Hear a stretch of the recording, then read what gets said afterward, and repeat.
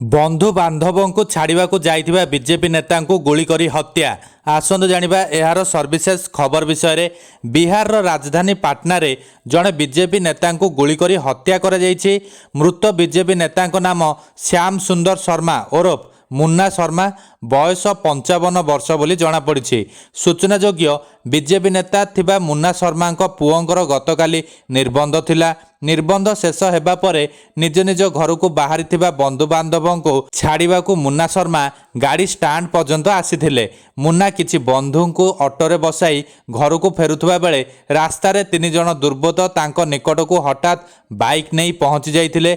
मुन्ना को रास्तार जीवाकू देई नथिले, जाहाकू नहीं मुन्ना और दुर्बृत्तों मध्य जुक्तितर्क होइतिला। एहाकू केंद्र करी दुर्बृत्त माने रागी जाई मुन्ना शर्मा को ऊपर को गुली करी घटनास्थल फेरार हो जाइथिले।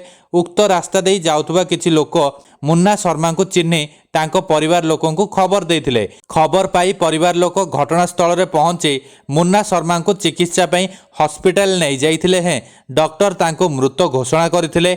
मुन्ना को मृत्यु परे परिवार लोक थाना रे एक मामला रुजु करिसंती, जाहाकू केंद्र करी पुलिस जांच करुछि। चौक पुलिस स्टेशन रो मुख्य शशि कुमार राणा कहिसंती मुन्ना शर्मा को गुली करा जाइथिबा नै आमे आज सकाळ प्राय 6:15 रे खबर पाइथिलु।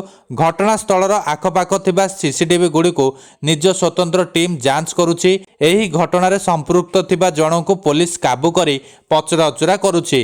उक्त अभियुक्त ठारू पुलिस अनेक तथ्य संग्रह करिबो बोली पुलिस आशा रखिछि।